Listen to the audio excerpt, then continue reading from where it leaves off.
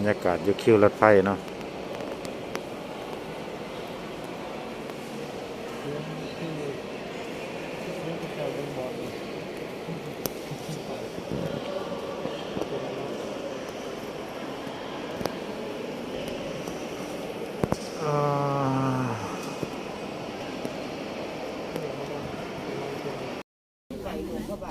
บรรยากาศรถไฟเนาะ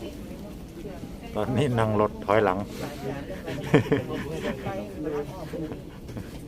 อะไรเขาขี่รถถอยหลังเสีย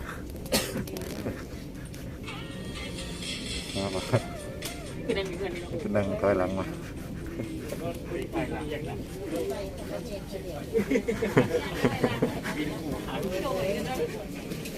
แต่ง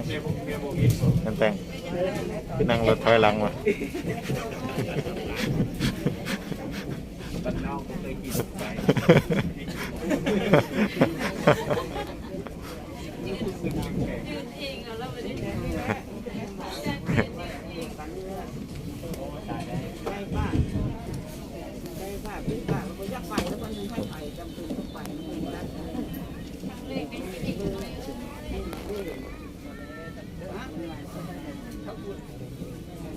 ต้น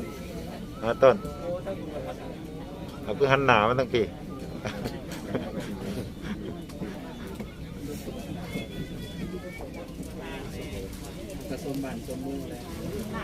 บรรยากาศรถไฟ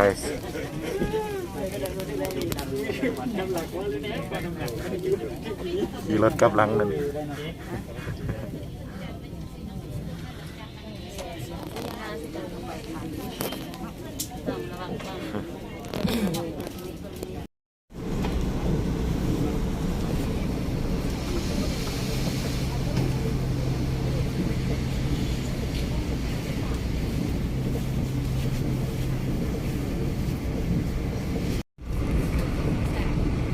รถไฟ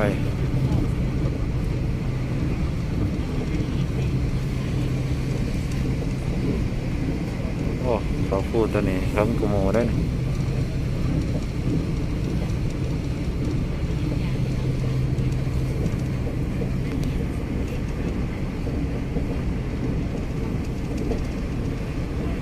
ยึด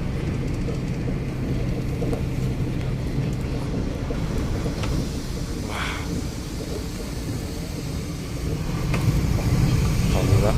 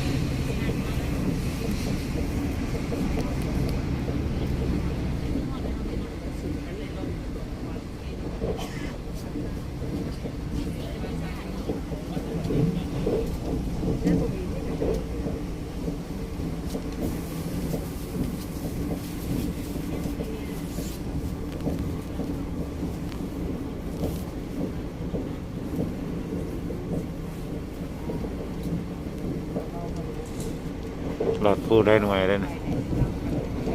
อาจารย์เราได้พ้นทองวะหอดนั่นเครื่องทั้งรวมพวังเลยคนใส่เวลาจักชั่วโมงคนละหอดชั่วโมง1 กับ 40 นาทีนะหอดปกติคันนั่งรถโดยสารนี่12 โมงหอด12 ชั่วโมงเป็นนักฟูฟังบรรยากาศฟู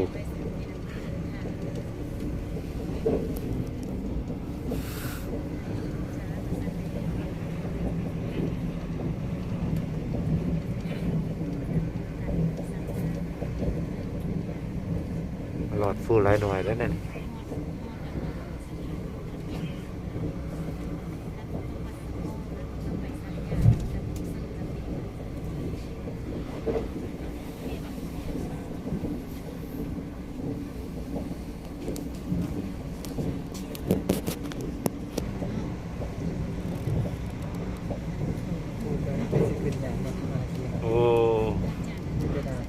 ให้ขึ้นตัวนี้ขึ้นเท่าเดียวคือจะบ่ขึ้น